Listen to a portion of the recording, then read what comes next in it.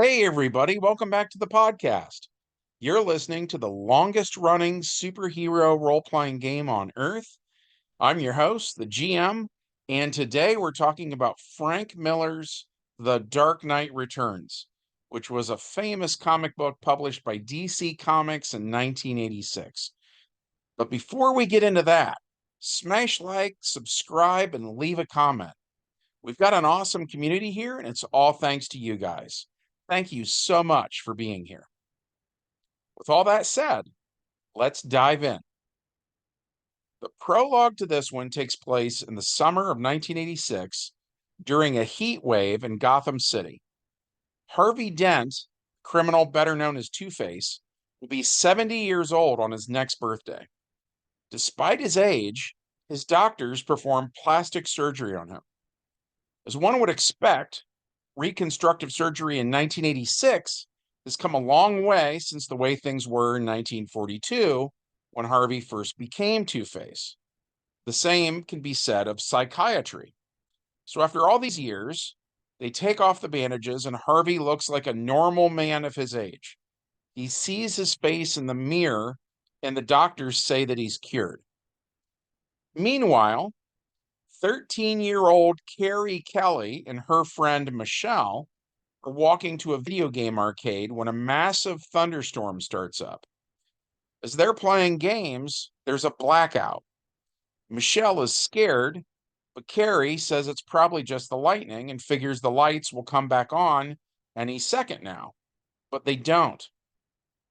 And the mutant gang is here too. They're like a bunch of punk rockers and they wear visors, kind of like Cyclops from X-Men. And a lot of them have mohawks that are made of like little spikes. At any rate, so what the gang members know is that during the blackout, the security cameras are off. So they approach these girls, and one pulls a knife. And so from the darkness, you can hear the sound of a batarang. Hits its mark, and the gang member is knocked out. The lights come back on eventually, and the thugs are all unconscious. The local Gotham City News interviews Carrie Kelly, and she says that she was scared, but Batman saved her.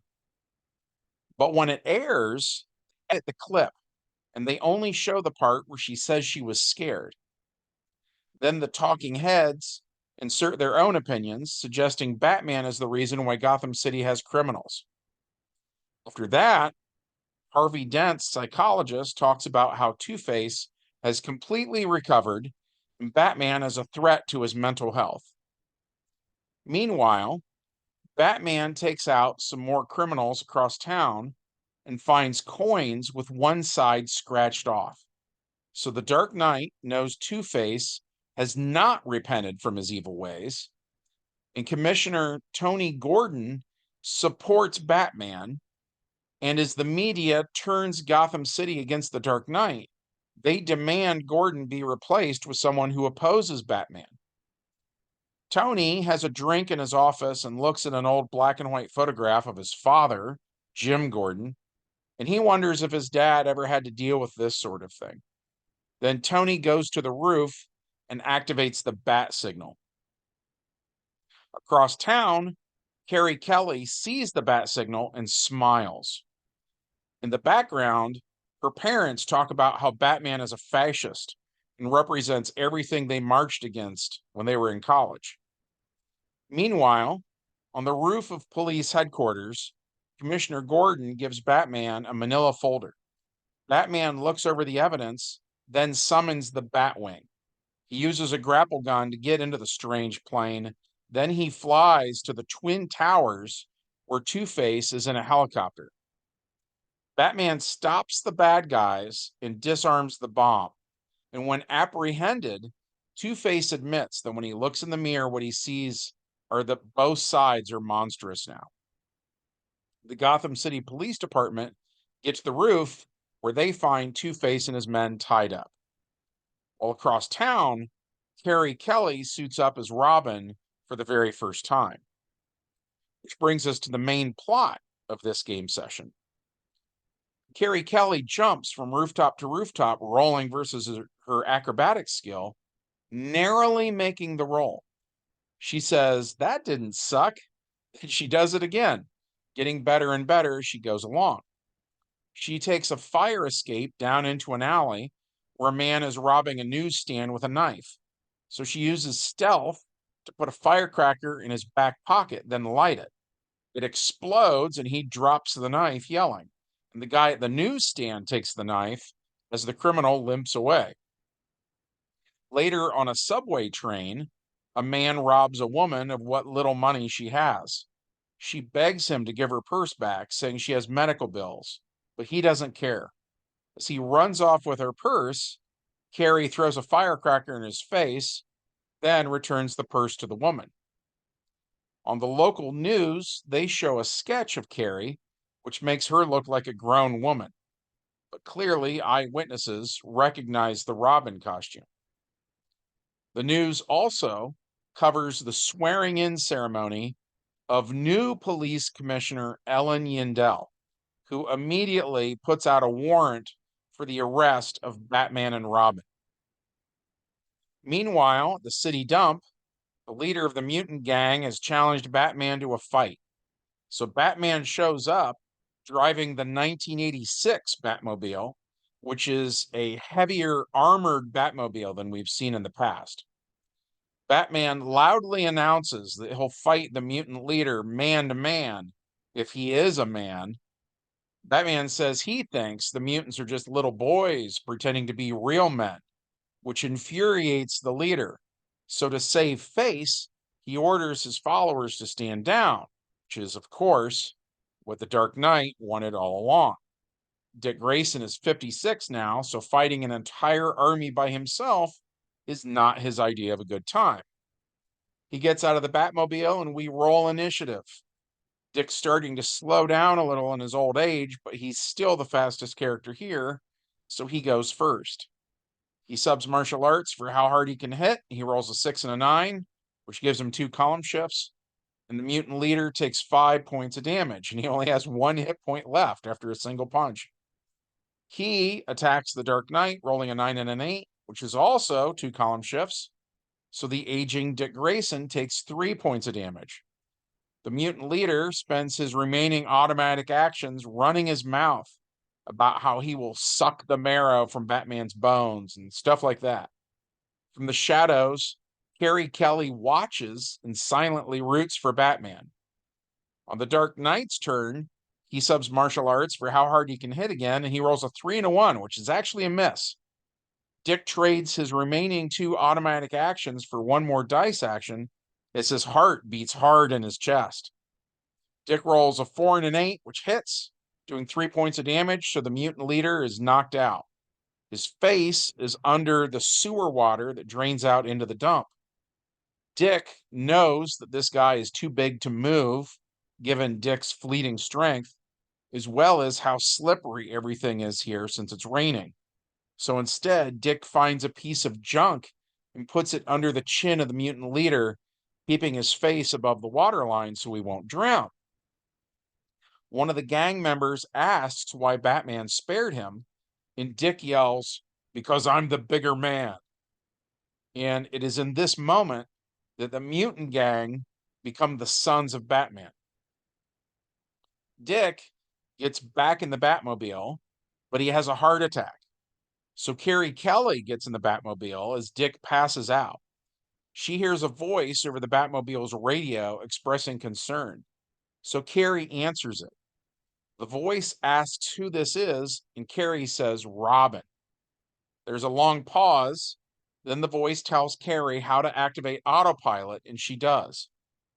The Batmobile drives itself back to the Batcave, where Carrie gets out and comes face to face with Starfire.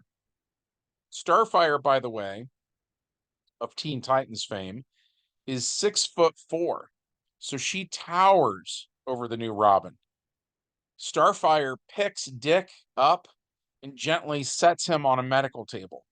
She rips open the parts of the costume that cover his chest, and she uses the medical skill to deal with the heart attack that Dick Grayson is having right now.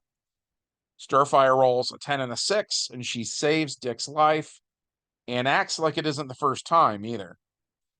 She also has some weird medical equipment from her home world here, which is far more advanced than anything on Earth. She hooks Batman up to it and she lets it do its thing. While she's doing that, Carrie Kelly has a look around the Batcave for the first time. She walks over to a glass case where the costume of Jason Todd is in it. And he was the guy who was Robin before her. She reads the plaque and sees that he died 4 years ago while he was a member of the Titans. She walks over to another glass case with an older Robin costume in it. This one was worn by Bruce Wayne Jr., and the plaque says that he died in 1969. Then she looks at the costume of the original Batman, Bruce Wayne Sr., and the plaque says that he died in 1979. So Carrie Kelly asks Starfire how he died. And Starfire says that the original Batman was killed by a sorcerer named Bill Jensen, who destroyed both Batman and himself with a mystical blast. Elsewhere, at a movie theater in downtown Gotham City showing X-rated films, a gunman takes out as many people as he can before he himself is taken out. And that evening, the news refers to him as, quote unquote, another Batman inspired shooter, despite the evidence that he was not inspired by the Dark Knight. Dick Grayson recovers and puts on a skin tight metal brace on a hurt arm. And he and Starfire argue about whether or not Carrie should be Robin. And Jason Todd and Bruce Wayne Jr. come up in that conversation, basically questioning how responsible is it for Batman to even have a sidekick at all. Later that night, David Letterman interviews Joker Jr., asking about Batman. And Joker Jr. talks about how Batman's supposedly the sick guy who gets off on beating up people who are mentally ill. And because they are gullible, the audience believes that the Joker is the victim, when in fact they are. Because right after that, Joker Jr. uses Smilex gas on the entire audience, and they literally laugh themselves to death. But the network censors cut the feed. So despite what happened to the audience, there are still Gotham citizens who actually think the Joker is the good guy, and even more people are turned against Batman, who tried to stop the Joker, by the way. Gotham City Police Department tried to arrest him when he showed up. So Batman and Robin take the Batcopter back to the Batcave, then restock the Omni gadgets in their utility belts. Then they switch over to the Batcycle. And Batman tracks down Commissioner Yindel, who is at the scene of a crime. And Batman subs an Omni gadget for the chameleon power in the form of a disguise kit. So he pretends to be a cop and he asks the commissioner what happened here. She tells him it looks like a suicide, but it's not. Someone killed Congressman Nochez, and the girl he was with was a hooker who worked for Holly Robinson, who in the 1960s was one of 3 women who went by the moniker of Catwoman.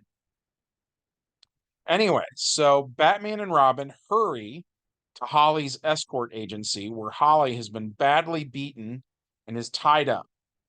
She cries and she refers to Dick Grayson by his real name, and he tells Holly it's all right, saying that he's here now. And the former Catwoman cries and says that the Joker Jr. did this to her, and he's worse than he's ever been. While Dick comforts Holly, Carrie Kelly finds some cotton candy on the floor, and Dick figures out that this means Joker Jr. is going to the county fair. And they all think about how many people are there and realize that the Joker is just going to have a heyday. And Holly asks Dick, how many people have to die before Batman just kills the Joker? But Dick Grayson does not answer her. Rather, Batman and Robin just hurry to the Batcycle and take off as fast as they can. The cops show up right as they're leaving, and the cops open fire. Several officers, though, hold their fire, thinking that Robin might actually be a hostage.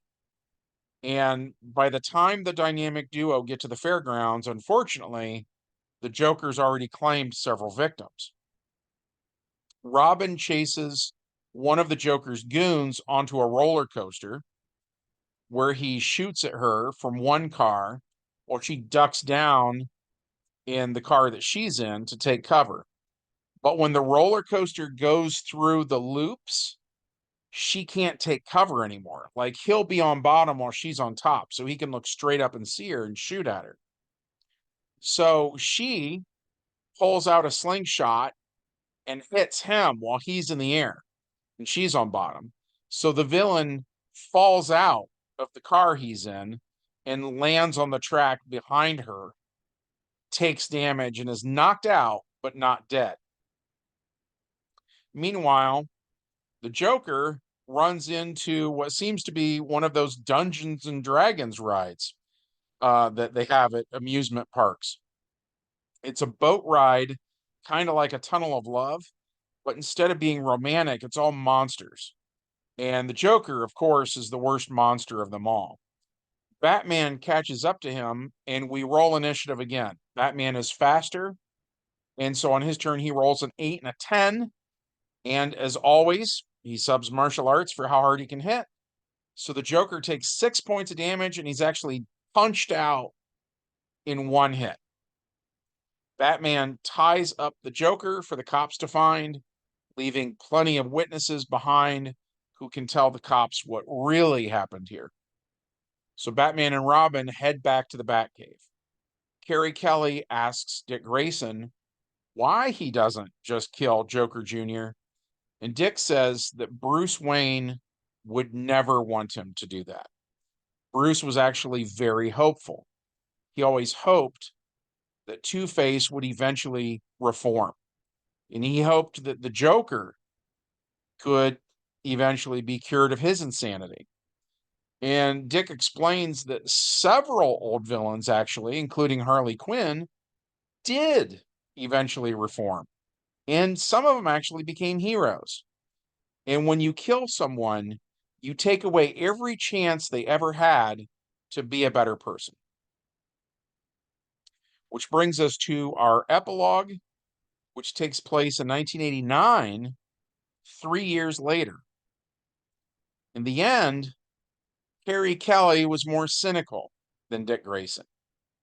So these days, she's not Robin anymore. These days, she's going by the moniker of Catgirl, and she's being trained by the 3 Catwomen of the Silver Age: Holly Robinson, Patience Phillips, and Kitka Alisoff. So Batman has no backup during Christmas of 1989 when he investigates drugged greeting cards which cause otherwise innocent people to become serial killers. When he goes to the chemical factory, he finds out who's behind it, and it's the Scarecrow. But the villain gets the drop on Batman, and it looks like Dick Grayson is finally going to die. But at the last minute, he's saved by a 14-year-old boy in a ski mask named Tim Drake, who goes on to become the next Robin. And one day, in our game world, Tim Drake takes over as the next Batman. But that's a story for another day. So we enjoyed this one, but we diverged a lot from the source material. Um, the first big difference is obviously in the well, not obvious to everybody. I shouldn't say that. For people who are familiar with the source material, it'll be obvious to them. Um, that it's originally a story about Bruce Wayne. And so the thing I want to talk about for just a second is we've all seen his origin story. It's been done a bunch of times now, right? In movies and cartoons and TV shows and all sorts of stuff. So he's in the alley with his parents, and somebody takes them out. And if you think about Bruce, how serious he is, how driven he is, he's now going to go around the world. He's going to train for years and years and years to become Batman and so on and so forth, right? So that tells us a lot about what is at the core of Bruce Wayne, right? Senior. Then there's Dick Grayson. Dick was in the circus. A lot of us have seen that origin story too, plenty of times. His parents were acrobats or circus aerialists or whatever, and unfortunately, they also meet their demise, right? But the thing is, how old is Dick when that happened? Like 8 years old or something like that? And when we see him as Robin almost immediately afterwards, he's usually depicted as um very high energy. He's cracking jokes. He's kind of like trolling the bad guys, right? It's a very different core personality there. And again, this is right after that happened to his parents, right? But his personality is kind of almost the opposite of Bruce Wayne's. And that's why I always thought Dick was a really good choice to be Batman when you get to the Adam West era, right? The 1966 Batman who seems way lighter, more easygoing, more friendly, than what we see as the classic Batman. So he's a really good fit in the 60s and for like a Silver Age character, right? And when we got to the 70s in our continuity, um, he sort of becomes the Super Friends Batman. He's a good fit for that. And Super Friends was still going in the 80s. But then you get to Frank Miller's Dark Knight Returns, right? And that Batman is not at all easygoing. You know what I mean? He's always talking about like the mission. He refers to Robin as like a good soldier or something like that. Um, so we sort of knew from the get-go we could not really do the Dark Knight verbatim if we wanted to. You know what I mean? We felt like we could do Carrie Kelly pretty much exactly the way you see her in the comics. But our Batman was going to end up being not nearly as dark and driven and stuff like you see in the original comic. Um and like I have a really good friend named Chris Moe, and on YouTube he's known as the Fan Man. And by the way, if you haven't checked out his channel, it's worth checking out. Um Recently he said he was retiring. I don't know if he will or not, because no offense to Chris if he's listening, but he's said this a couple times now, you know what I mean? And in the past, he'll maybe take a break for a little while and then he'll go back to making videos again. And I hope that he does go back to making videos again because he's very insightful. He is a college professor who teaches writing, and he's done a lot of videos about the character of Batman and how Batman is often misunderstood by the people who work for DC Comics. And in his opinion, Frank Miller is one of those people that um, either Frank Miller didn't understand Bruce Wayne, or he did and didn't like what he saw and chose to go against the grain, right? Which then, if that's the case, you would, some people would look at that and say that he's out of character, right? That there's not really a Batman story at that point, then. And so, one of those ideas there is that Bruce is hopeful. And the reason Bruce doesn't kill the villains is because he has hope they will get better. That he doesn't want to kill anybody. Um, he wants to cure them of their insanity. He wants to cure society of crime if he can. And his dad's a doctor, and I don't think that's a mistake. That the writers back in the day, I think were more on the same page. And especially very recently, there's been some very strange news recently with some Batman stories that you've probably heard about. Um, I won't get into that because I'm not really a news. I don't review modern comics. But anyway, so those are some distinctions there. And then another one is, depending on who you talk to, for me personally, it seems unanimous that everybody thought The Dark Knight took place in the future. That their assumption was that because of the serious tone, they were talking about the post-crisis Batman. And therefore, if as of the date of publishing, the modern day then would be 1986. If it took place 20 years in the future, that means it was set in at the time, the futuristic world of 2006. And that it was this world where for some reason Ronald Reagan never quit being president, and so on and so forth. And they thought it was a strange kind of alternate timeline thing. And at any rate, I personally don't think so. I don't think that's what he's doing. Because to me, when he draws Reagan, I mean, he has a weird drawing style, right? Frank Miller.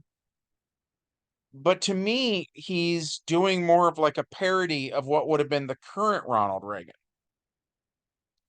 Um, and I don't think, because like he had these interviews where he was talking about the character of Batman, and how what I got out of these interviews was that Frank Miller thought he was, and by the way, I think he went back on it. But at the time, I think he thought he was fixing what was wrong with the character of Batman, right? And if you think about it, this is 1986, so this predates the Michael Keaton movie, right? So he's not thinking of anything along those lines. Really, if you think about Batman at the time, it's pretty much either going to be, I mean, first of all, there's the comics, and I'm not trying to say anything disparaging here, but I have I have friends in the industry, and they tell me time and again that kind of for every one person who reads a comic book, there's like 1,000 people that see a TV show or a cartoon or a movie or whatever, that just other forms of media get more eyes on, right? So when The Dark Knight Returns was written, kind of the cultural zeitgeist of the time was still that Adam West Batman, right? And by the way, if you're of a certain age, you may remember this. In the early seasons of Super Friends in the 70s, they had somebody else as the voice of Batman, but I feel like certainly he was invoking the vibe of Adam West, right? But as the show went on, they actually replaced him with Adam West, you know? And if you watch the Super Friends Batman, there's an argument to be had that he might actually be the 1966 Batman. So I think, this is just my opinion, obviously you're welcome to disagree, but I think that Frank Miller really was railing against Batman 66, right? And so in 1986, when they talk about how he's 20 years older, I think what he's really saying is that this is Batman 66, right? This is an old Adam West who's coming out of retirement and sort of like he's taken off the gloves and he means business now. And, we're going to stop being goofy and campy and silly like the 60s show was. Again, I'm not trying to be disparaging. I actually kind of love the 60s show now, but I don't think Frank Miller did, you know, and I think that's what he was kind of railing against. And so my point is, I'm in the minority, and I'll kind of die on this hill that I don't think it's set in the future. I think it was always set in 1986. And the way to look at it is not like this is sort of um, like we often think of like the Earth One Batman or the mainstream Batman is kind of like 30 years old or something, black hair, so on and so forth. I really do think he was shooting for more of kind of an Earth 2 in the most general sense, right? Kind of an Earth 2 Batman that's old. Um, and it seems like there was something else I was gonna address there. I don't know. It'll come to me later, but those are some of the differences between the original source material and what we ended up doing. And we just had a really hard time, I guess, trying to envision um because there's so many versions of Batman. But in our game at this point in our timeline, it's been Dick Grayson for a long time now, and it all has to be him. And we can maybe push him a little here or there. We can say that something like the death of Jason Todd made him more serious or whatever, but you know what I mean? Like I feel like you can only do so much with him when still one guy in one universe and he's got a lot of momentum. At any rate, uh that's about it, I guess. That was our take on it. So our Batman is a little more I would say kind of middle of the road. You know what I mean? There are some weird moments in The Dark Knight Returns where I mean, there's just a lot of weird moments, period, universally speaking, but there were some moments because I read it before I did this video because I wanted to be fresh in my mind. And